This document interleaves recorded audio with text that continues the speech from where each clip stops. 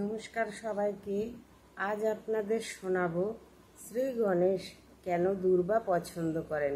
শ্রী গণেশের পূজায় দূর্বা ঘাস দিলে শ্রী গণেশ অত্যন্ত প্রীত হন। তিনি কেন দূর্বা ঘাস পছন্দ করেন সেই কাহিনী আজ আপনাদের শোনাবো। খুব মন দিয়ে শুনবেন আর প্রথমেই একটি লাইক করে আর আমার সাথে থাকবেন। নমস্কার। শ্রী গণেশ তখন কৈলাসে আছেন মাতা পার্বতী আর ভোলানাথ মহেশ্বরের সাথে।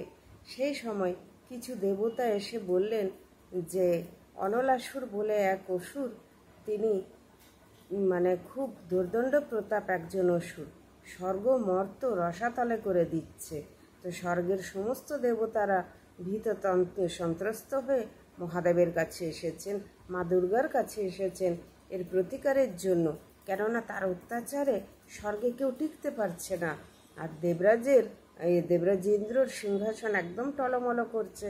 তাই তারা সবাই সমবেত হয়ে ভগবান মহাদেবের কাছে এসেছেন, মাতা পার্বতীর কাছে এসেছেন তাদের এই বিপদ থেকে রক্ষা করার জন্য। তখন শ্রী শঙ্কর মহাদেব বললেন যে এই অসুরকে কেউ বধ করতে পারবে না একমাত্র শ্রী গণেশ ছাড়া। তখন গণেশ খুব ছোট, তখন মাতা পার্বতী, তার তো খুব আদরের সন্তান, তিনি বললেন আমার তো গণেশ খুব ছোট, সে কী করে অনলাসুরকে বধ করবে। তখন মহাদেব বললেন তুমি দেখো পার্বতী, অনলাসুরকে একমাত্র গণেশই বধ করতে পারবে। তখন অনলাসুরের সাথে গণেশের ভীষণ তুমুল যুদ্ধ আরম্ভ হয়ে গেছে। এদিকে দেবতারা দেখছেন যে গণেশ কি জিততে পারবে, এত ছোট সে।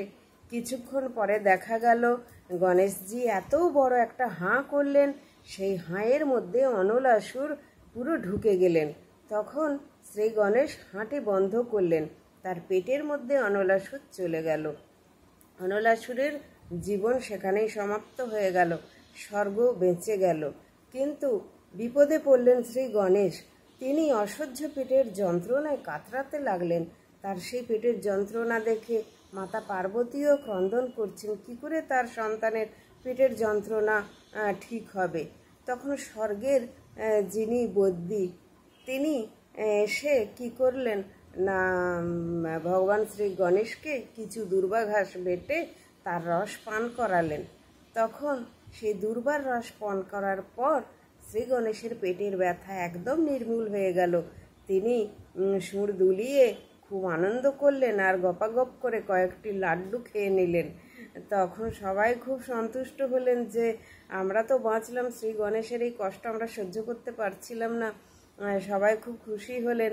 আর সেই থেকে শ্রী গণেশের দূর্বা ঘাস অতি পছন্দের, অতি প্রিয়।